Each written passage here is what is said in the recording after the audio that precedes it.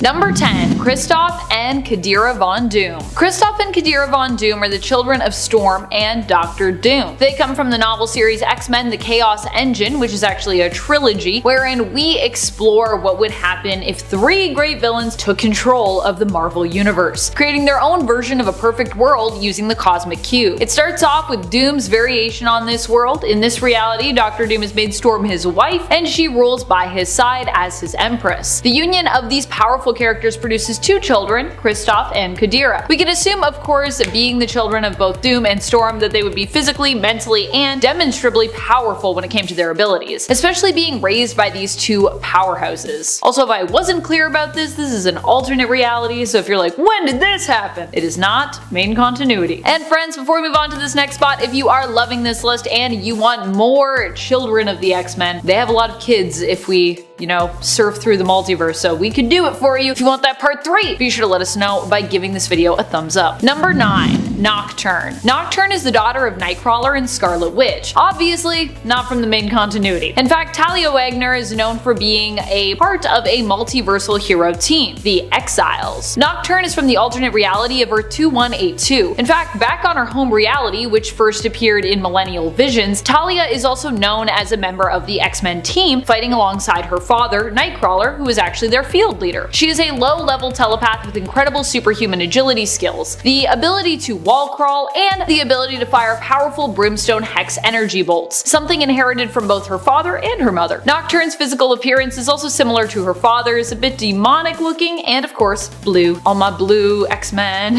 Top 10 blue X-Men. Actually, I feel like there's a lot of X-Men that are blue. Or mutants that are blue, maybe? There's a lot of blue mutants, for sure. I don't know about X-Men team members. Number 8. Jimmy Hudson. Jimmy Hudson is the son of Wolverine from the ultimate reality of Earth 1610. His powers are similar to his father's, but in this reality they're believed to work a little bit differently. As opposed to just being insane healing powers, Jimmy's power set in this universe as a mutant is believed to be based more in survival. So these powers aren't necessarily just about healing, but survival instincts and capability, meaning that Jimmy is just much better at surviving and evolving to survive than anyone else alive on the planet. And I mean that because in this reality, Wolverine eventually dies, so really Jimmy is the only one left alive who's really good at surviving. Jimmy Hudson has also been bonded to a poison before and gained control of his poison, which are basically alien-like beings resembling symbiotes in look and abilities, but ultimately a different alien race themselves, called poisons. So yeah. Jimmy is the son of Wolverine and Magneto's wife, Magda Lencher, although Wolverine urges him through a letter when the truth of his connection to Jimmy is revealed that he actually shouldn't focus too much on,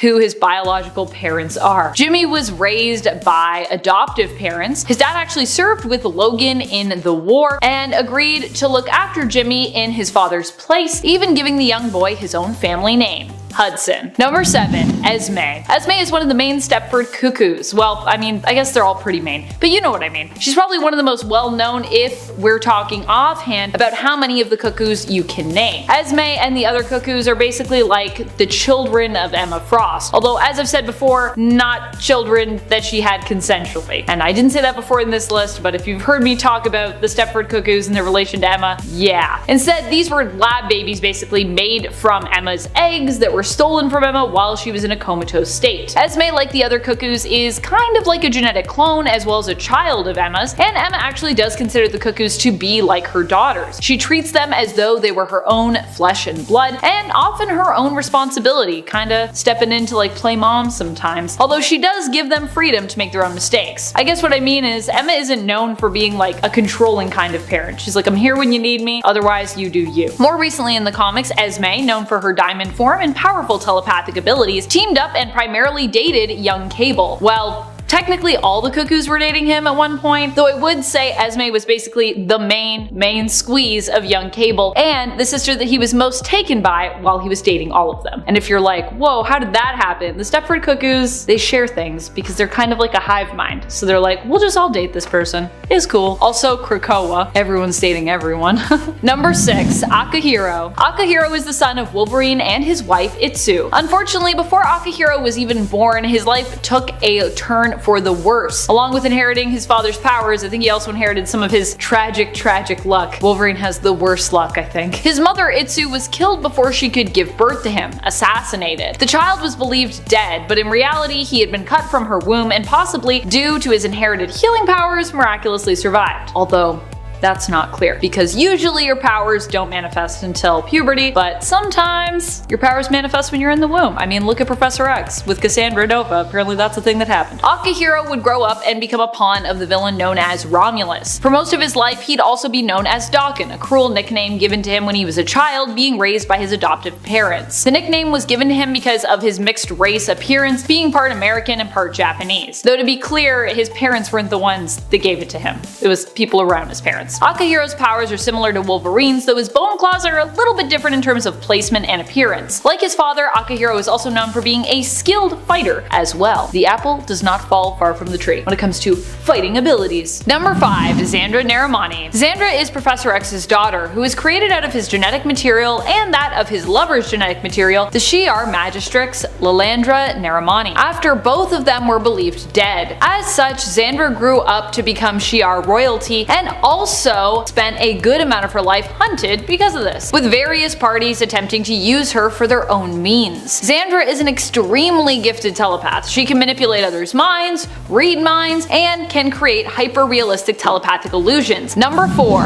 Ruby Summers. She was the ex-offspring used in our oh-so-clickable thumb for the part 1 to this list, and although she was on my extended list for that part 1, my long brainstorm that I came up with, I didn't get around to talking about her because I kind of reached a point where there were too many Summers children on that list, and I was like, I don't want to make this a top 10 children of Cyclops. We got that list, and also that's not what this list is. What can I say? Psyche's got strong genes. That's why Mr. Sinister is so obsessed after all and is known as the #1 fan of the Summers Club. Scott Summers is Ruby's dad in the alternate reality she hails from, and Emma Frost is her mother. This makes Ruby fairly powerful, not at the level of Hope or X-Man, but still pretty impressive. She's also super cool looking, which is an added bonus. Ruby hails from the alternate Earth of 1191, the home reality of famous X-Men ally Bishop. Ruby is also capable of emitting optic blasts like her dad and his brothers, but she has more control over when and how she emits these blasts, unlike her dad who's like, I literally need a visor. Ruby also comes with her Ruby form, which like her mother's Diamond form, grants her invulnerability and pretty much immortality. Number 3. Olivier Raven. Olivier Raven is legally known as Olivier LeBeau, and is one of the alternate reality children of Gambit and Rogue. Honestly, I feel like there are not enough of these kids out in the multiverse. I don't know if that's just me. For a couple as famous as Gambit and Rogue, I mean, you would think that we'd have a lot more kids from them, at least through the multiverse. Though admittedly, I'm not quite sure that Rogue and Gambit are really the kid-having type, at least from what I've seen in the main continuity. They seem pretty content with just having their fur babies right now. So maybe they just aren't super into having kids as a family. Olivier hails from the reality of Earth 41001, the reality of Gen Next, a group Ollie is part of. He has powers similar to his mother's, except he has better control over them and is able to choose when and how much power, life energy, and memories he absorbs via physical contact, or doesn't absorb in cases where he just,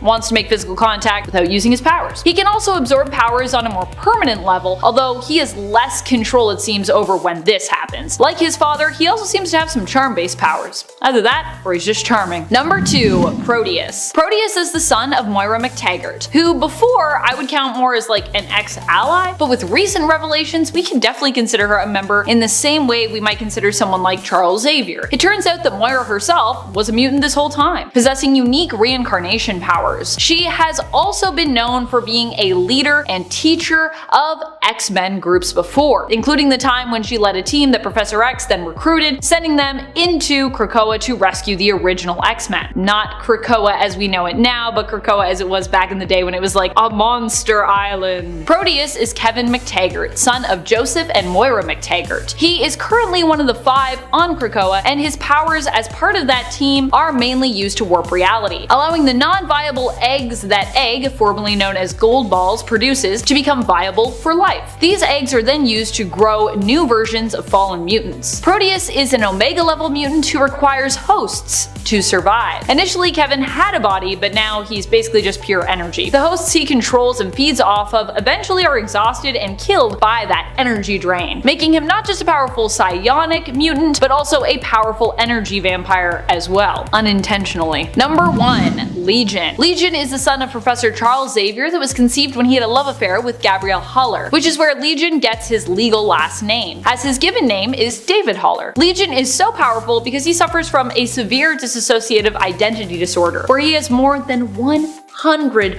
personas residing within him. Each persona has a number, many of names, and they each have their own specific power set that show up whenever they take over. Because of this, there is almost nothing that Legion isn't capable of. He can manipulate matter and time. We've seen him time travel and completely warp reality as a result of his possible abilities. He also has some pretty powerful hair, which I gotta say, I'm happy that he still rocks even now in the current modern day comics. He's still got that sweet hair. So tall. Number 10. Marvel. When Captain Marvel came out, there was a lot of backlash surrounding the film for many reasons, but I'm not here to talk about the SJW stuff. I am here to talk about some changes made to one specific character, Mar-Vell. In the story, the character of Mar-Vell was gender swapped and played by Annette Bening, who I personally thought did a great job as the Kree scientist slash superhero. But why did we gender swap the role? I'm a big fan of gender swaps when they are done well, and they mean something. But many people were left to ask why this has been swapped. It didn't seem to inform any relevant changes to the character. Was it because they simply preferred Bening for that role? Or was it to convey an air of mystery in regards to who Mar-Vell was in the story? And if it's the latter, making a great change to the character's alias should have also then happened. As much as I like the idea of the change being plot driven, they then made her alias Wendy Lawson, an obvious parallel for comic fans to the comic book Mar-Vell's Walter Lawson. So yeah, this gender swap didn't really feel relevant and as such left people asking unsatisfied, but why though? Number 9. Strange Academy. Strange Academy's first issue was just recently released early March 2020, but when the comic was first announced, it was met with lots of mixed feelings from Marvel fans, and fans of another popular franchise. See if you can guess which one. The idea around Strange Academy was to spin a yarn about a school of uniquely magically gifted youngsters who join an academy in New Orleans to hone their powers. Sounding familiar yet? Many took to Twitter to share their outrage for what was deemed a potential ripoff of many other magically based series and fandoms involving academies. Yep, one of them being, you guessed it, the magical world of Harry Potter. Of course, the first issue is out now, so this is one people can now read up on and decide for themselves if this backlash was warranted or not. Number 8. First openly gay character. In the MCU, that is. When it was rumored that the first openly gay character in the Marvel Cinematic Universe would finally appear after more than 20 films, people were of course excited and eager to find out who the character was and to learn more about them and their story. All the excitement unfortunately only led to disappointment and outrage from fans when we found out that the character, played by Joe Russo himself, was only in 10 seconds of the 3-hour film. 10 seconds, that's all we got. The character was simply an unnamed civilian who is part of a support group led by Steve Rogers himself, seeking to help those who lost loved ones during the snap. What do we discover about him? Well, we discovered that he simply lost his partner and is trying to get back into dating again. He had no importance in regards to the main narrative, and while the filmmakers had good intentions when it came to including an openly gay character, his lack of substance or importance made people feel like Marvel was merely pandering. People had been looking for more meaningful representation, though Kevin Feige and the Marvel and Disney team responded to the backlash, assuring fans that more genuine overall diversity in the world of supers could be expected in the next phase. Number 7. Laura Kinney. I know, she isn't really new as a character, but Laura Kinney, or X-23, has become the all-new Wolverine, and that is relatively new. She officially joined the X-Men as this Wolverine at the Hellfire Gala in 2021. There are a few characters with powers similar to Wolverine, and there are even a few who are clones of Laura herself. But of all these characters, Laura is certainly the best and definitely the most fan-loved. Her powers are very similar to Logan's, with her primary mutant power being an accelerated healing factor. And obviously she also has retractable bone claws, only she has 2 in her forearms and 1 in her foot. well, each foot. She was obviously a clone and grew up being made to be a weapon, so of course she has an extremely haunted past. But with Logan as a father figure in her life, she grew up under him, and she even did the same for Gabrielle Kinney, another clone who Laura considers to be her younger sister. She's already done so much, but I just kinda can't wait to see what else she does as Wolverine. Number 6. Iceman comes out. Okay, so you know me, I'm all for having gay characters and supers in the Marvelverse. I'm even for retconning some characters' sexual orientations to provide a more diverse cast when it comes to some of our original super teams' makeup. Because, you know, they were all really straight at the beginning there, because it was the 50s and the 60s. But this retcon got a lot of backlash for a reason that I would say is pretty understandable.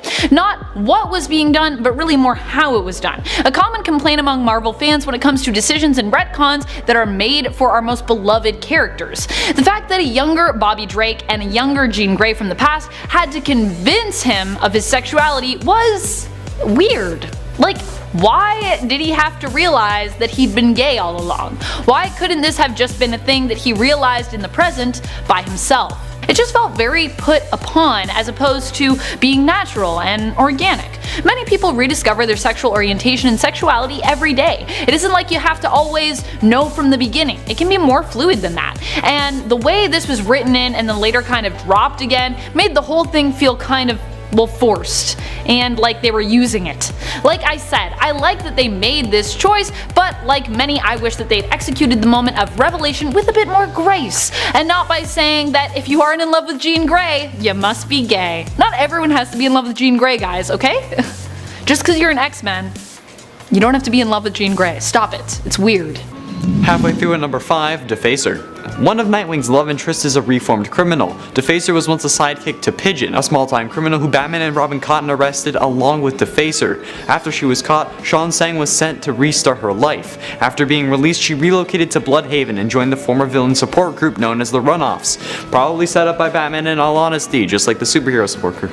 She lived happy in recovery, even though she never trusted any superheroes. Then Nightwing showed up, and Shawn got arrested on suspected murder. She asked Nightwing if he could help clear her name. After he did, they started dating for a time. She even suited up to help her boyfriend on the occasional criminal takedown. Unfortunately, they didn't last forever. She even got kidnapped by Deathwing.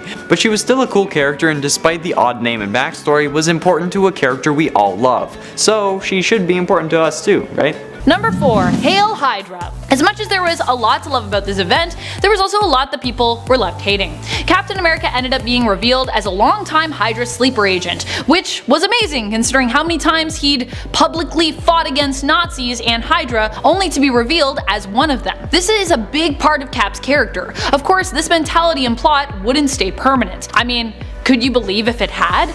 Nope, it was all a dream. Well, not quite a dream, but more an altered reality that happened as a result of some tampering with the Cosmic Cube. However, because it was so against Cap's character, this change created a lot of uproar in the comic community, with people either loving or hating this whole adventure regarding Cap and everyone else that was involved. I think the other thing a lot of people were upset about was the fact that the story felt like it was simply made for shock value. Made to shock people into buying comics, because how could Cap be a Hydra agent? What's going on?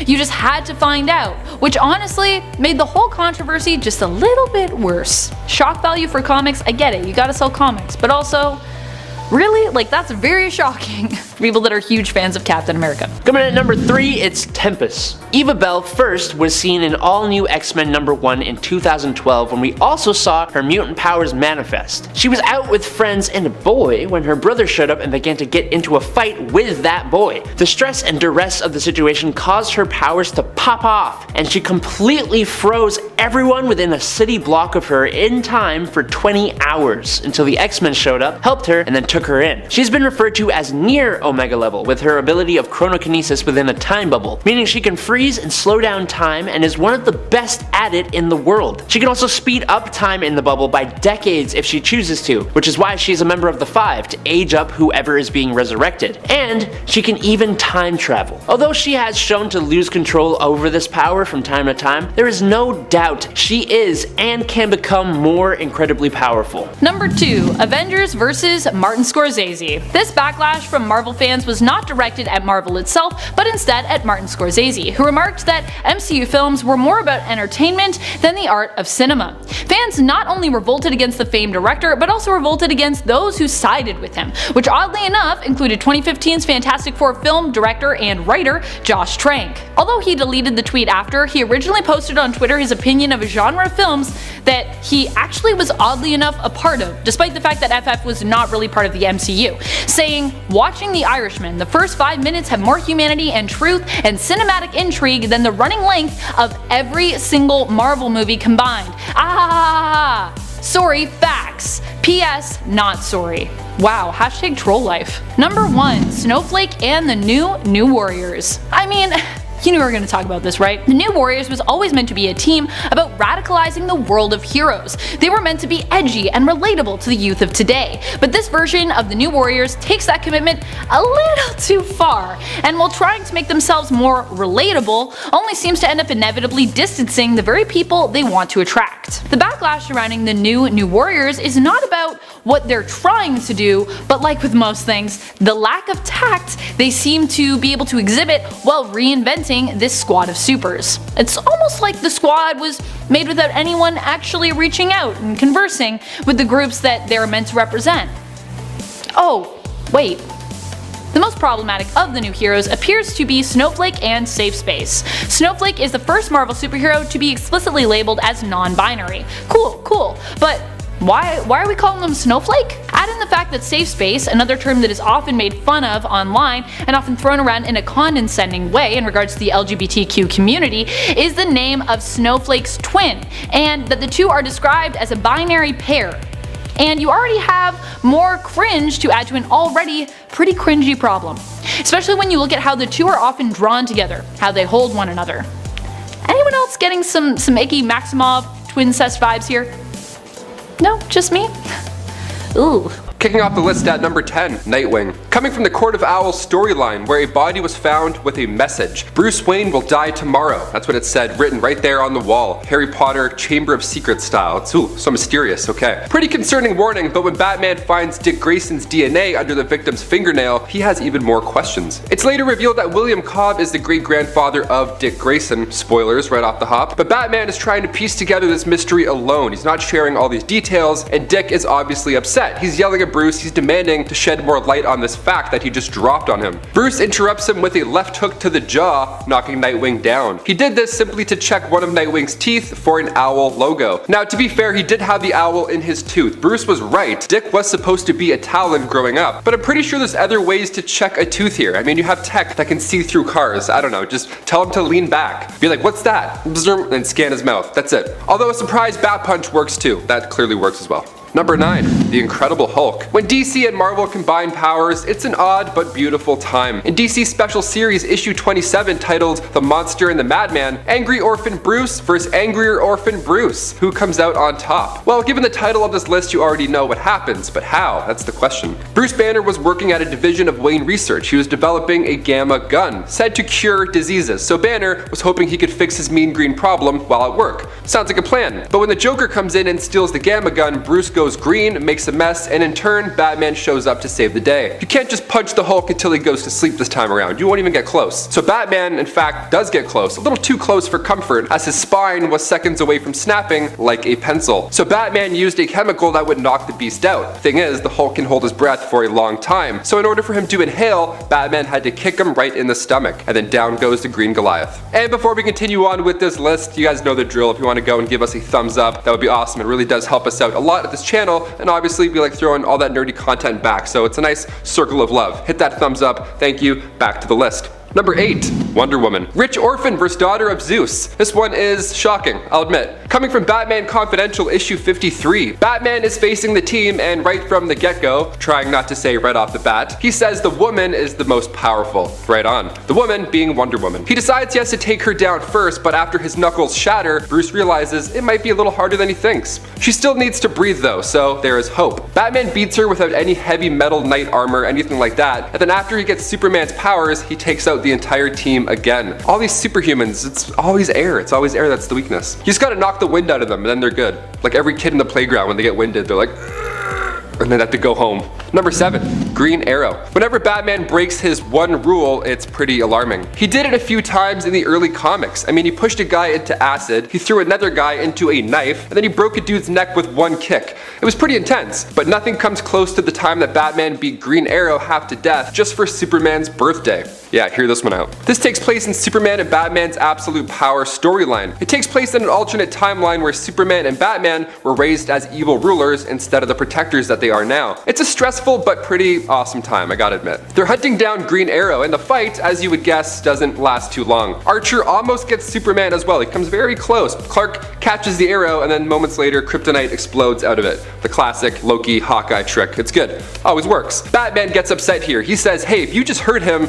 I'll kill you. So that's pretty crazy for Bruce. That's like 0 to 100 for Bruce Wayne. They brawl it out a bit, and then when Archer goes down, Bruce says, get up, because he wants more. At that point, I would my jeans. That's crazy. He's so angry. Now, this is when Superman flies in and turns Archer into dust with his laser vision. He's telling Green Arrow's corpse to obey or die, so it's very intense. Batman did all the heavy lifting here, and it's even more twisted when you remember that he gave Archer up to Superman as a birthday present. Number 6, the Ninja Turtles. Batman beating up the Foot Clan and coming face to face with Shredder is pretty awesome. But when he meets the Turtles, he has no idea what exactly he's facing. He's like, are these good guys or bad guys? I'm very confused. All he sees are giant moody turtle monsters with weapons, just like eating pizza. So of course, a brawl goes down. It also doesn't help that the Turtles were breaking and entering into a pizza joint. Like, you're literally breaking the law. You're a bad guy. Batman thinks these guys are villains, so he takes them on all at the same time. He impressed the Turtles while doing so, and it takes Master Splinter's arrival just to calm things down. But even then, Batman's like, a rat? No sweat, I'll fight you too. Batman vs. Ratman, let's do it. He doesn't beat up Splinter, don't worry, because Splinter makes a run for it, which is crazy. The fact that Splinter and the Turtles had to run away from Bruce Wayne, that's awesome. We had to include it on this list. Until next time, Batman, just eating pizza. Number 5, The Punisher. I would pay thousands of dollars to see this on screen. No problem, debit, boop. Punisher Batman Deadly Nights, written by Chuck Dixon. We get to see John Romita Jr. draw Batman during his 37 years at Marvel Comics, which is amazing. So both of these heroes were on the same side, more or less. They wanted bad guys off the street, but the way that Frank Castle does that, by spraying, a plethora of bullets, Batman likes to break an armor too, so they're a little bit different. So they get into a disagreement over Batman's one rule, and Frank is moments away from taking out the Joker, and then Batman intervenes and saves the Joker's life, which is kind of crazy. Batman lets Frank connect one hit to the face because he was frustrated, but one is all he'll get tonight. Number 4, Superman. One of the biggest movies of 2016. It's been teased since I Am Legend in the very background. Batman vs. Superman, Son of Krypton vs. Bat of Gotham. Who will come out on top? Well, the general audience wasn't a big fan of this outcome, but Bruce Wayne took this one. Bruce almost ended the god too, but luckily he was reminded of his mother and therefore his own mortality, so he didn't go through with that execution. In Batman vs. Superman, I mean, sure, Bruce had kryptonite, but Superman easily could have punched him into vapor. I wasn't too happy with this win, but after accumulating over $870 million in the box office, we figured it was worth a Martha mention. In the comics too, Batman has come out on top. In Injustice Year 5, Batman beats Superman in a back alley, and of course in The Dark Knight Returns, Bruce gets pretty close to ending the Son of Krypton.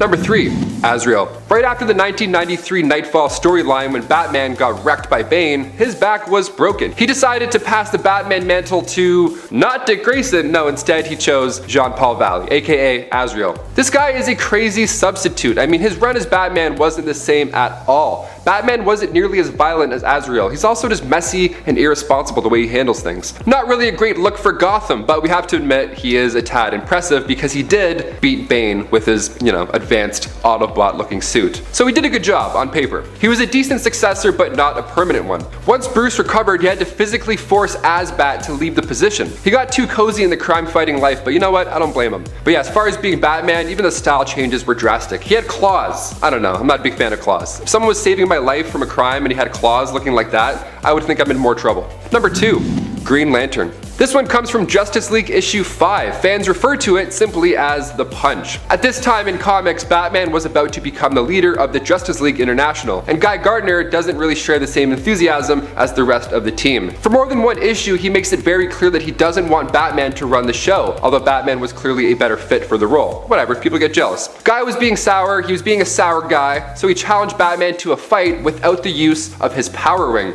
Just one human to another. Batman was already a human before, so it's gonna get messy. Batman easily knocked him down, and you guessed it, he did so with one punch. Yeah, of course, he's Batman, and without the ring, you're literally just a guy. Literally a guy. Blue Beetle started shouting one punch over and over again. He was hyped up, and readers were for sure doing the same. I know I was. And finally, number 1, the Justice League. One of the more impressive defeats comes from the Tower of Babel storyline that began back in JLA issue 43. It's a 4-parter written by Mark Waid, where Ra's al Ghul and the League of Assassins strike against every member of the Justice League using their personal lives and vulnerabilities. How does one get all this information? Well, it's all thanks to Batman and his trust issues. See, Bruce was keeping a hidden file that exposed all the strengths and weaknesses of the JLA. He made this file just in case any of them were to go rogue. So this man just gave away revenge recipes. Here you go, here's the password, enjoy. Batman figured all these out, so he wrote them down. Okay, so red kryptonite to use on Superman, okay. Nanites to trap Wonder Woman in a virtual battle with herself. A post-hypnotic suggestion would make the Green Lantern will himself into blindness. He has a Vibra bullet as well that would send the Flash into light speed seizures, and a magnesium virus would cause Martian Manhunter's skin to burst into flames when he's exposed to air. Also, Scarecrow's fear toxin would make Aquaman afraid of water, and Plastic Man, well, you just freeze him and flick him. Some blame Ra's al Ghul, but I blame the guy who had a dirty file of secrets. I don't know. I don't trust rich orphans anymore. That's my thing. I'm for sure going through all my friends' phones now. In a 10 hazmat. One day while making out with her boyfriend, Jennifer Takada stops when he falls into a coma. It turns out powers she didn't know she had activated, releasing enough radiation to cause the coma. Unluckily for her, her powers activated during a time where Norman Osborn was the head of S.H.I.E.L.D. So they found her and took her in for rigorous testing against her will, in the efforts of making her stronger and to use her as a weapon. He locked her in a suit that caused her to constantly leak enough radiation that anyone who would come close to her would die. But after escaping and being brought into the Avengers Academy, she developed a friendship with Metal, which abruptly ended when he was murdered by Arcade. Recently, she's been able to get some degree of control over her abilities, which lets her work outside of the suit, but she's had a tough life as all superheroes have, and she currently works with Captain Marvel. In a 9 fast track. Mina Dewan was a Star Labs employee until a Speed Force storm struck her, turning her into a superhero. She was able to pick up on her abilities quickly, and was able to keep up with Barry Allen physically and mentally. She was an excellent partner for the Flash, and even helped to mentor the new Kid Flash. But she was in a tricky situation. It appeared like she had been killed by Godspeed. She had returned as an agent of the Black Hole, a villainous organization that is currently being explored in the CW show, so we may see her pop up in later episodes. But that will take a different route since in the comics Mina and Barry dated, so they won't really be able to include that as a story element in the show. Do you watch the show? And do you think that Fast Track will make an appearance? They haven't had a new speedster in a few seasons after all. Not including Earth 90 Barry, that was the original TV series. But with only half a season left, they'll have to fast track the story. I'm sorry. In a day, Jane Foster. Jason Aaron's popular Thor run led to one of the biggest twists or shakeups or earthquakes, whatever you want to call it, in Thor history. Thor was briefly deemed unworthy of wielding Mjolnir, but in the wake of this moment, it fell to Jane Foster. She took on the mantle of Thor in stride as the Nine Realms raged in war, but the reason that was given for her worthiness was something that would even make Odin himself cry. She was dying of cancer. Every time she transformed, it would reverse the effects of her chemotherapy. Being Thor was killing Jane, but that wouldn't stop her, hence why she was worthy. She understood that Earth needed protecting, and she asked Thor could do that. She was such a popular character, in fact, that they are adapting her role onto the screen, with Natalie Portman returning as Jane in Thor Love and Thunder, where she will reportedly use a restored Mjolnir, since the MCU one broke. Number 7. Quicksilver dies. Quicksilver is known for being one of the fastest, if not the fastest person in the Marvel Universe. His need for speed has saved the Marvel Universe more than once, and he's a popular and well-known character and stable among the superhero community. And yet, in the Marvel Cinematic Universe, he was reduced to death by bullet. Yep. A guy who in the world of Fox Marvel X-Men can apparently move fast enough to save the entire occupants of the X-Mansion, Fish included, from an explosion as it is in the midst of happening. Really? Really, Disney and Marvel? Really, you gonna do them like that? Gabrielle Kinney is a young clone of X-23, which basically means she's a clone of a clone. There has got to be a term for that. There's actually the possibility of that now though. Typically when you create a clone in real life, they would have some form of abnormality. But scientists at the Riken Center for Developmental Biology in Japan managed to clone 24 generations of mice from a single one. They were even able to reproduce on their own. So there could be up to like 23 more clones of Wolverine. Oh god. There is a point to that however, because she is one of a group of 10 clones of X-23, Bologna, Zelda, X-23 Par being a few. She escaped Alchemax with these sisters and ended up getting adopted by X-23, who ended up becoming her mother figure. She possesses the typical Wolverine powers, but with bone claws rather than metal. She also has a pet Wolverine called Jonathan, which just makes her that much better and honestly the sweetest thing on this list. She was unfortunately missing in Jonathan Hickman's X-Men relaunch, and now she goes by Scout, but I think that Honey Badger is the cuter name, so I'm gonna keep calling her that for this list. Number 5. Zorn. Question: what would you do if you and your twin brother developed the mutant ability of having your head become a star? Answer: I honestly don't know how you would still be alive to decide what to do in the first place. Shen Zorn and his twin brother Quan Yin Zorn both developed mutant powers that, in essence, were tiny stars that burned away and replaced their actual heads. They were both isolated, and they both wear super cool looking iron helmets with power dampeners to contain their power from doing too much damage. Shen is called Zorn with a Z, and his head is actually technically a black hole. And to keep things not confusing, Quan Yin is also named Zorn, but with an X. Okay, so what the heck can they do with their powers? Well, both of these characters can produce gravitational electromagnetism, which could actually allow them to heal others and use telepathy, and also, really weirdly, somehow allowed them to sense when people died and speak using shaking gravitational particles. Zorn, the one with a Z, could suck people into his black hole and even turn his black hole back into a sun. They could also both obviously do a lot of damage, using the power of a star to burn, blind, and incinerate people. They both became members of the X-Men at different times. X-Zorn was the first in 2002, but he wasn't always good. And his brother, Z-Zorn, joined more than a few years later. And at 4, Robbie Reyes. Robbie Reyes was a young mechanic working in California, and the neighborhood he lived in was plagued by gangs and corruption, which would make several things difficult to say the least. He wanted to move into a safer neighborhood to keep himself and his brothers safe, but to raise the money he entered a street race to win $50,000. But when he got in the lead, what he thought were police started following him. Eventually he drove to a dead end, so he got out to explain himself, but then the men shot him, killing him. They tried to burn the car as well as his body, but his car was possessed by a ghost, which then possessed him, turning him into a new Ghost Rider. He chased after his killers and managed to get some of them, but not all. And as a Ghost Rider, he wants to be more than a spirit of vengeance, and after joining the Avengers, he proves to be one of their most powerful allies, even holding his own against the likes of the Celestials. He even made an MCU debut in Season 4 of Agents of S.H.I.E.L.D., which is canon to the MCU because of Phil Coulson, but also because if you watched the show, you'd understand why the Avengers were after Loki's staff in Age of Ultron.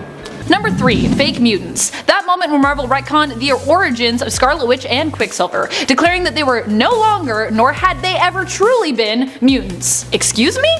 In Uncanny Avengers Volume 2, Issue 4, it was confirmed that these two were not mutants, but had been disguised as mutants by the High Evolutionary, who had experimented on them, got bored, and disguised them as mutants, just for funsies.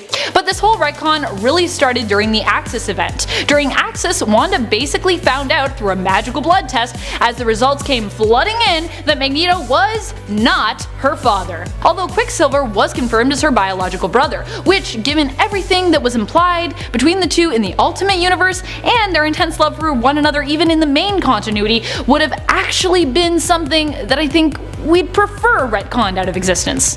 Please, tell us they aren't related. The retcon of Pietro and Wanda Maximoff not being related to Magneto or being considered mutants was something that made years of family drama and much of House of M feel irrelevant, which I think is why people kind of felt, betrayed by this. And at 2, Finesse. Anything you can do, she can do better. She can do anything better than you. Since Jean Foucault's power is being able to perfectly mimic anything she sees, a power set very similar to Taskmaster, who she in fact suspects to be her real father. She was recruited into the Avengers Academy while training to be an Olympic athlete at the age of 14, and proved to be one of the most interesting characters, struggling with social situations but always demonstrating skill, since anything the best fighters could do, she could do after seeing it. She always prioritized knowledge over human interaction, thus making things awkward when interacting with others. Same, I totally relate. She also struggles to not cross lines, like when she blackmailed Quicksilver and betrayed X-23. She joined the Academy at the same time as Hazmat from earlier on the list, but definitely was a more interesting character. She blackmailed Quicksilver using her guess that he was never replaced by a Skrull, and because of this, he taught her everything he learned as a part of the Brotherhood of Evil Mutants. Interesting, but at least she's smart enough to figure it out. She had graduated MIT before being recruited after all. And yes, at 14.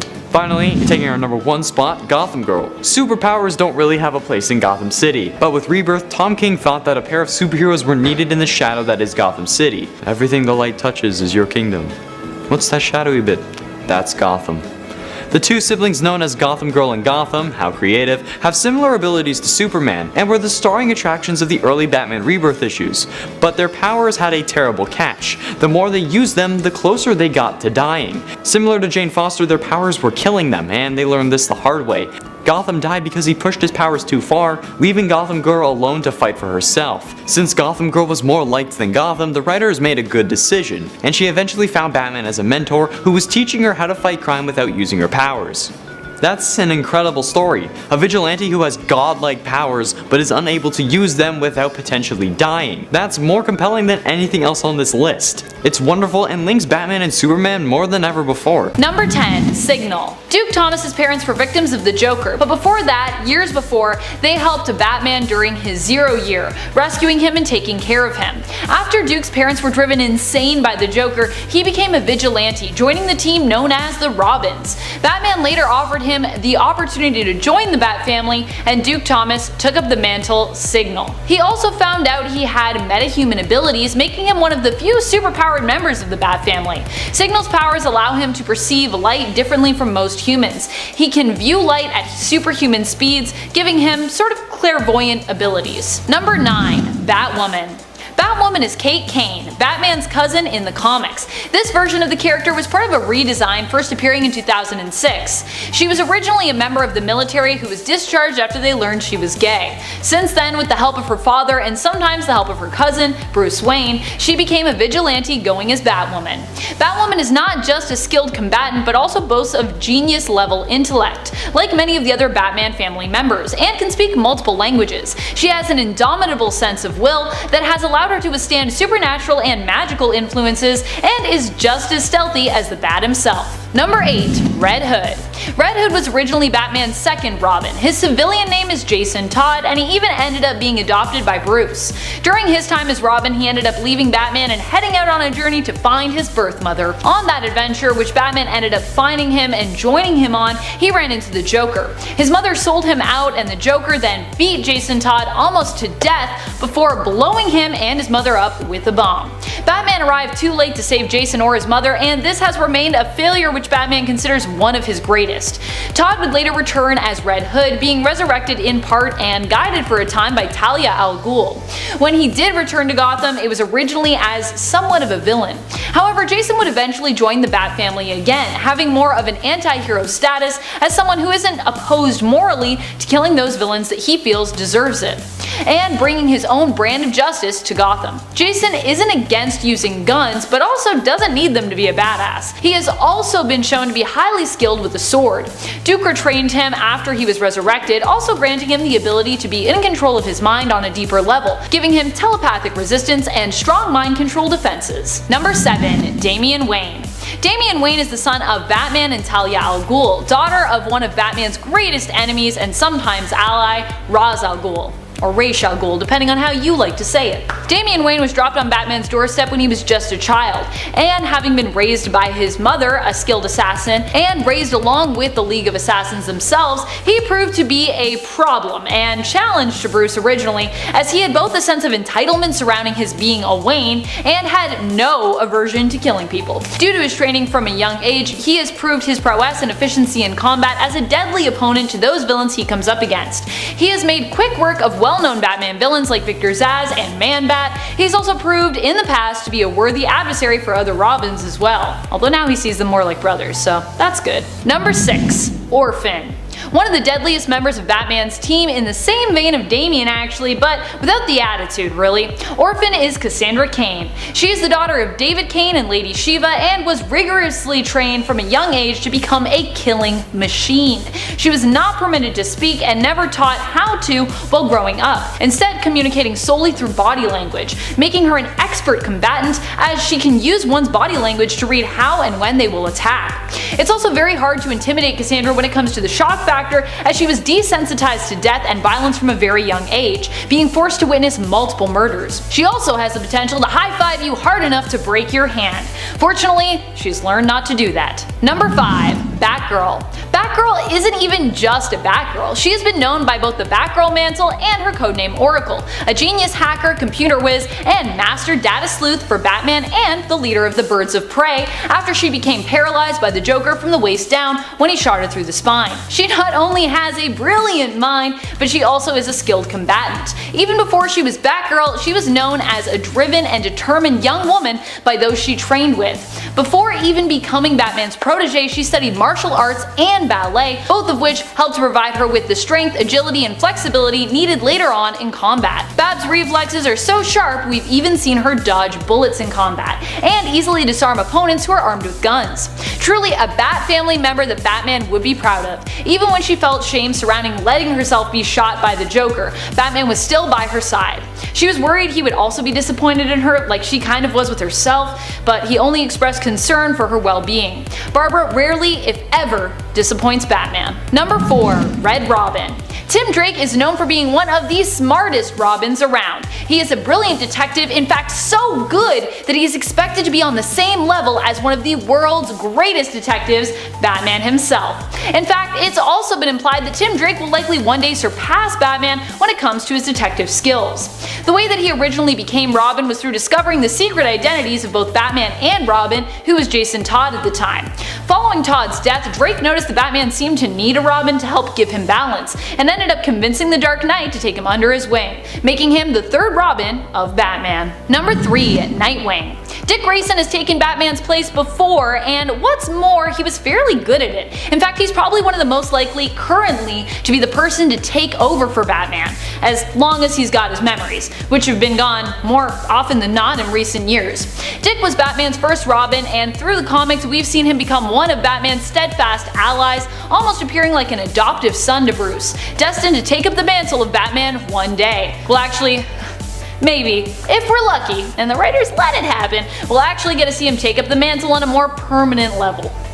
That'd be pretty cool. Number 2. Azrael. After Batman's back was broken by Bane, Jean-Paul Valley was the one who Bruce turned to take up the Batman mantle in his absence. Jean-Paul proved a powerful force when it came to his time as Batman, so powerful in fact that it took Batman, Robin, and Nightwing to take him down. The final showdown of course came down to Azrael and Batman, and in the end, Jean-Paul surrendered the armor, cape, and cowl. Number 1. Alfred Pennyworth. Alfred might not have any superpowers, but he really doesn't need any to be considered one of the most powerful and influential members of the Batman family. Alfred is Batman's butler, his guide, his father figure, and has saved him in more than one way many times throughout the comics. As we can see currently in the Joker War story arc from the 2016 Batman run, which will be ending shortly, Batman is lost without Alfred. Alfred also has tons of past military experience and was a professional actor, and was sought after by the Wayne family to take his father Jarvis's place as their butler. In the Injustice series, Alfred also reveals there is no length he would not go to when it comes to protecting Bruce Wayne, who he thinks of as a son. After Superman breaks Batman's back, it's Alfred who forces him to back down, ingesting a pill which grants him superhuman strength and durability, allowing him to break Superman's nose. Yeah, Alfred's a badass. Starting off at number 10, we have Forget Me Not. I wanted to start this list off really small, with a character y'all may not know, mainly because almost no one knows him because that's his power. Appearing in 2014, Forget Me Not had actually been a member of the X-Men for several years before this, but thanks to his abilities, no one can remember him. Forget Me Not's abilities make it so that he is imperceptible in all forms, basically. The power is so good that even Charles Xavier himself had to place a psychic reminder on himself so that he would remember Forget Me Not's existence. distance. Clearly that means some of the most powerful telepaths have difficulty discovering him, let alone remembering him. His power is to be forgotten, but the unique ways this power could be used, and the uniqueness of this power in general, will keep him in my mind. Number 9, we got Eye-Boy. Why is a guy named Eye-Boy on a list of strongest members of the X-Men? I see you, like many of the other mutants, are very judgmental. Trevor Hawkins' body is covered in eyes, 57 to be exact, which give him an array of powers that honestly, you kinda may expect. Microscopic, telescopic, X-ray, night, infrared, and thermal vision are all a part of his power list. But he can also detect chemicals, is an excellent marksman, and is skilled in nonverbal communication. He can almost read other people's minds by reading their behaviors and body language. He is an incredible tracker. He can predict attacks and can read people's histories just by looking at them. He can pinpoint weak spots in machines and people, is able to see electronic wavelengths and microwaves, is able to see past illusions and disguises as well as magic waves. He makes an amazing detective, in short. On top of all that, he can even pass what he sees onto others, but he has to be physically close enough for it to work. But to top it all off, the craziest and most unexpected power he possesses recently is solar blasts. We don't know how just yet, but Trevor can emit intense bursts of bright yellow energy and focused beams of extrastellar force that cause sunburns and radiation poisoning. Coming in at number 8, it's Gwenpool. I think Gwenpool has one of the strangest powers. That would be the power of medium interaction, which is because she comes from a reality very much like ours, as in superheroes are fictional people in comic books. So, when Gwen was transported to a pocket universe that recreated her home reality, Gwen's perception of the fictional world allowed her to gain the ability to recognize and manipulate the artistic medium that she was now in. She can see and physically interact with lettering and caption boxes, and touch and even break through panel gutters, allowing her to transport objects short distances through space and time by moving them across panels, and she interacts with different instances of herself from multiple panels on the same page. Now, I don't know if you've realized this, but this kind of means Gwendolyn Poole can kind of warp reality in a way. She kind of becomes one of the most crazily powerful characters in comics, at least potentially. She first showed up in Howard the Duck Volume 6 number 1 in November of 2015, and she has actually teamed up with many different characters and teams, including being a member of the X-Men on and off again. And it's 7 Strix. Silly rabbit, Strix are for kids! I'm not sorry about that one. The Court of Owls storyline that launched Batman into the New 52 is held in high esteem. And directly through these comics came Mary Turner, aka Strix, a former Talon/immortal assassin for the Court of Owls. And she's gone severely underrated. As a child, she was horribly disfigured by a bomb attached to a balloon. That's like if Pennywise was a criminal with no powers. Like, what the actual hell? During her time as an assassin, she faced Batgirl, ultimately letting her go even though she had won, because they both wore masks. She rarely appears outside of her creator's books, but every time she shows up, she's a delight to read. She reformed in an effort to atone for her past, and has been included in the Birds of Prey and Secret Six. While hardly anyone knows her, I know I didn't until I was researching this list, but she is still a wonderful character that deserves to be taken out of limbo and shown more in larger storylines. Number 6. It's Sync. Everett Thomas isn't a new character by any means, being first introduced in 1994, but while he was a part of Generation X, he didn't officially land on the team until this newest iteration of X-Men. He was also one of the first mutants resurrected by the Five on Krakoa, due to the fact that his powers could enable him to act as a substitute for any of the Five who might need to tag out. With that said, what are his powers? Synch's powers are known as synchronistic power replication. Synch basically produces this really cool funkadelic looking aura that allows him to synchronize with other supers in his vicinity, letting him use their powers unless they leave the vicinity. But what's really interesting is that he doesn't need that person to be completely there. So if you had like a tissue sample from a superpowered person, he could sync with that and it would be enough. Since his resurrection, his powers have been amped up, giving him a limited memory bank of powers he's synced with. He became an official base member of the new X-Men team announced at the Hellfire Gala alongside Laura Kinney in X-Men Volume 5 number 21 in 2022. Number 5. Apolitical Politics. Art Spiegelman is known as one of the most acclaimed comic writers. He even won a Pulitzer Prize for his graphic novel Mouse. When asked to write an introductory essay for a collection of Marvel works, a phrase referring to Donald Trump as an orange skull was highlighted by the editing team, who said that due to Marvel's editorial policy, it would have to be be omitted in order for the introductory essay to make it to print in regards to the collection. Spiegelman was slightly surprised and ended up rescinding his essay as a result. This news led to much backlash from both the Marvel and general comic book fan community alike, who criticized Marvel for making political statements only when it was safe or could be used to make them more money, and hiding behind an apolitical policy when they were too afraid to make statements. Let's not forget that Marvel themselves created a villainous version of Trump in 2016's Spider-Gwen annual, known as MODAK, and yet they can't have that phrase in an essay. I mean, what are you doing, Marvel? Which one are we doing here? Number 4, it's Dupe. First appearing in X-Force number 116 in 2001, Dupe's origin story is kind of hard to explain, because we don't know for a fact what it is. Captain America tells us he was a US Cold War weapons project, and he apparently had some kind of role in the fall of communism. He was originally a member of X-Force until eventually becoming a member of X-Static. For such an unthreatening character, Dupe is surprisingly strong. He has been described as being an extra-dimensional being with a genius-level intellect, bordering on possible omniscience. And he has a large array of psionic powers, one of which includes controlling Russians. He can change his size and shape at will, allowing him to heal wounds and reassemble parts of his body if they have been removed or cut off. He has an incredible level of super strength and durability as well, with an unknown limit, being able to match and overcome Thor in a fight when he was in a weakened state, taking hits from Mjolnir while he did so.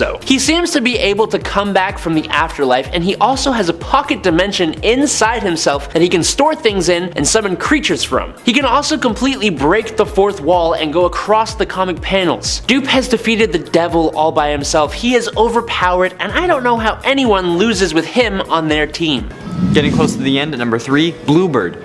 Originally, it seemed like Bluebird was just going to be a female Nightwing, but she has grown to be much more than a superhero substitute. She is a mix of plenty of members of the Bat family, and makes a pretty big splash when she's thrown into a situation. Harper Row is a young girl living in Gotham's Narrows with her brother Cullen. Seems like a bit of a vampire. They fled from their abusive father and got emancipated, but after randomly meeting Batman, she was determined on joining his team to help him. Her relationship with the Bat is slightly antagonistic but still respectful, which is something else in the DC universe. Batman has mentored many children over the years, and somehow they keep joining even though they'll probably die. But none of the hero's other compatriots have really had this kind of relationship, so she fills a role that nobody else has really been able to. It's nice, fresh, and she has a dope costume. It's very similar to that of Nightwing combined with Red Hood. It's honestly dope. Realistic to our world rather than the DC universe. But I just don't know how she turns her neck. Number 2, Elixir. Joshua Foley, otherwise known as Elixir, is a mutant with Omega-level healing abilities. He's incredibly powerful, and while originally was just considered a general threat, he can actually use his powers offensively as well, completely ending lives if he wants to. Using his mutant ability of biokinesis, Elixir is capable of controlling the biological structure of his own and other people's bodies down to the genetic level. Now this started off small, but has grown to allow him to simultaneously heal dozens of people, resurrect himself and others, and even the ability to control, manipulate, and absorb the life forces of other living creatures. Offensively, he can use his death touch to harm others, to cause different types of illness, massive swellings, and organ failure. He's even completely destroyed the body of enemies before. He is one of the core members of the Five, as I'm sure no one is surprised about, and he has been a member of the X-Men ever since he was one of the only surviving mutants who retained his powers at the Xavier Institute after M-Day, and he was trained to become one in 2006's New Mutants. Number 1! Hope Summers. Hope Summers was the first mutant born after the events of M-Day, the mutant decimation, or the day that Scarlet Witch cast No More Mutants. She was then taken into the far future and raised by Cable, being carried around in the coolest baby Bjorn you'll ever see. Not too long after, she returned to the present and her mutant powers finally activated. Her power is basically that of Omega-level power manipulation. She can manipulate the powers of other mutants nearby to her, even mimicking their powers, but at full capacity and with complete control over those powers. And she can even take on multiple powers at once, but it is pretty tiring for her to do that. A large part of her role in the Krakoan society is as the leader of the Five, who use their abilities to resurrect the mutants of Krakoa. Her role on the Five specifically is both to boost their powers to their full potential and help them work in synergy with each other perfectly. She also helped terraform Mars alongside Vulcan and Proteus, giving them enough power to actually do it. She is such a cool character, and she first appeared back in X-Men Volume 2 number 205 in 2008, but was a child for much of that until she came of age and joined X-Force and the X-Men. Number 9. She-Hulk. Now of course we have to include Banner's cousin, Jennifer Walters. So while on the verge of death, Bruce Banner gave Jennifer a very small transfusion of Hulk's blood to save her life. What a great cousin. All my cousins do is comment how lame my selfies are on Facebook. The transfusion gave her a very mild version of the Hulk's powers. So yes, She-Hulk is green, and yes, she gets stronger the angrier she gets, but she can change whenever she wants. She's the Hulk, but she still has a hand on the wheel, basically. Now there are times where she gets a bit too angry and can't control herself, but most of the time she knows what she's doing. Tatiana Mason Lee will play She-Hulk in her upcoming series on Disney+, set to be released in 2022, and we're all looking forward to that. I know it's gonna be great. Number 8. Doc Green. So after Hulk had gotten shot in the head by the Ancient Order of the Shield, Tony Stark came in yet again to save the day. How, you ask? Well, he used his Extremis virus and injected it into the Hulk to undo damage from the bullet. Not a bad idea, Stark, not a bad idea. We'll give you that. The only side effect was the brand new genius personality for the green guy. That's right, the Hulk had now acquired Banner's smarts. So the next logical step for Doc Green was to create a serum that strips the powers from the other Hulks, because he didn't want there to be any others like him, especially being smart and all. He knew it wasn't a good idea. Eventually the virus had gotten removed and Doc Green reverted back into the Hulk. Thank God. I feel like we don't need a smart Hulk. Like Valkyrie said in Endgame, I think I liked you better either of the other ways. She's on to something. 7. Savage She-Hulk. She's the daughter of Hulk and Thundra, so you already know we gotta include her in this list. She's a very unique version of the hero. For starters, she doesn't get stronger when she gets angry. Instead, she becomes more powerful the more calm she is. That'd be a strange sight to see. Well, I'm going to kill you now. That's wild. So where did these powers come from? Well, when Thundra went back in time, she fought the Hulk. But then the two became friends by the end of it and even shared a kiss. How lovely. So once back in her own timeline, she used the leftover Hulk DNA, added it to her DNA, and then poof, you have Lyra, the savage She-Hulk. Number 6. Maestro. Okay, remember in Avengers Endgame when Scott Lang tests out the quantum tunnel? He goes from being an adult to an old man to a baby back to an adult. It's actually a pretty comical scene, but what if one of the other Avengers went in? Like, what if you aged the Hulk? Well, making his first appearance in a vision in the Incredible Hulk Volume 2 issue 401, Maestro was the main antagonist in the Incredible Hulk Future Imperfect. The story takes place about 100 or so years in the future after a nuclear war has put the planet close to extinction. So an alternate version of the Hulk, Maestro, had been absorbing all the nuclear radiation the entire time and ended up becoming the strongest thing on the planet. Massive increases in strength and anger, plus the brains of Banner made him arguably unstoppable. I would love to see this version of Hulk on the big screen. In fact, I'd love to see an old version of pretty much any of the Avengers. Not just a scene with old Cap, because you know, then I'll cry. Again. Oh, speaking of Old Man Hulk, number 5. Old Man Hulk. In the Old Man Logan storyline, Hulk was actually a villain.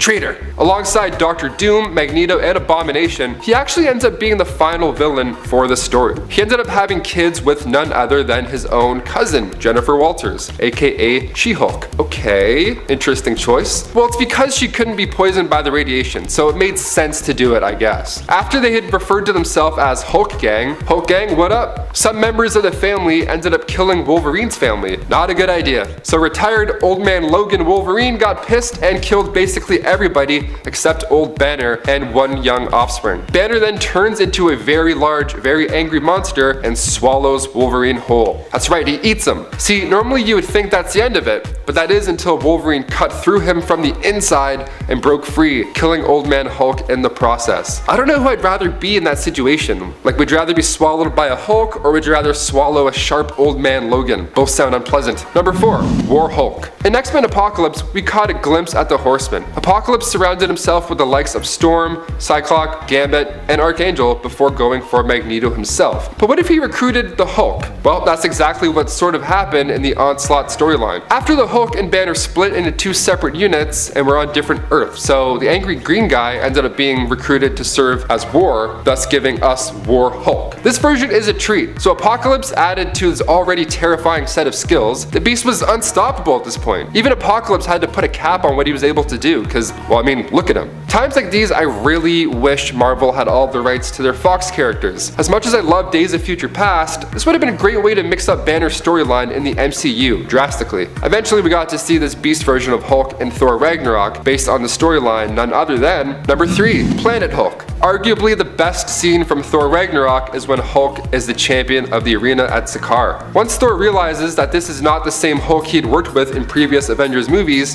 he had to really put up a fight, and it was awesome to see. To see those two battle it out again after their 2012 Avengers fight, what a ride. This plot comes from the Planet Hulk storyline. So after the Illuminati decided he's too much of a threat to Earth, they send him off on a mission to destroy a rogue satellite. Survey says that was a lie. They were actually intending to send him off to a peaceful planet. But wormholes exist, so the trip went south and Hulk ended up landing on Sakaar, where he is forced to fight for the planet's emperor, the Red King, which in the movie was actually the Grandmaster, played by the most handsome man on the planet, Jeff Goldblum. And if you haven't seen Thor Ragnarok, do yourself a favor and go watch it twice. Hulk plus weapons equals scary.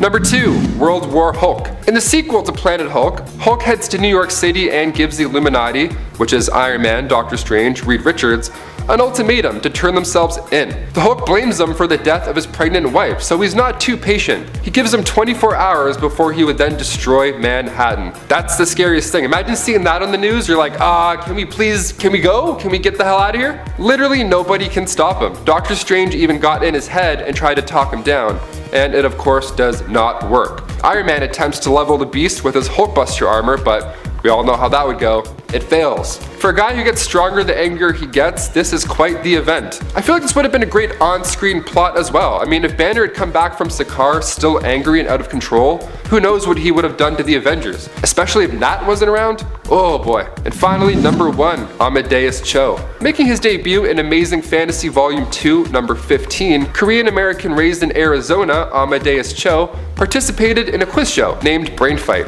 How fitting. At just the age of 15, Amadeus won that quiz show. He won $5,000 while being deemed the 7th smartest man in the world. Not a bad title at all. I think I'm like number 9, maybe 10, I don't know. 11? Really? Okay. The organizer of the quiz show is none other than Pythagoras Dupree. He was the 6th smartest man in the world and basically just wanted to find the biggest brain and take out the competition. Pythagoras sent out a squad of goons to kill Amadeus. Barely escaping, he ran away and then he met the Incredible Hulk. Years later, Amadeus would eventually become totally awesome Hulk. See, he got stuck with a dangerous amount of radiation that should have made him go mad, but instead he used special nanites to absorb the Hulk's powers. Nice. He took pride in trying to be a better, smarter Hulk. What a good guy, what a good kid, rather. At one point, he actually exiled himself into space on a satellite, just so he could study himself and make sure he still has the ability to control everything that's going on.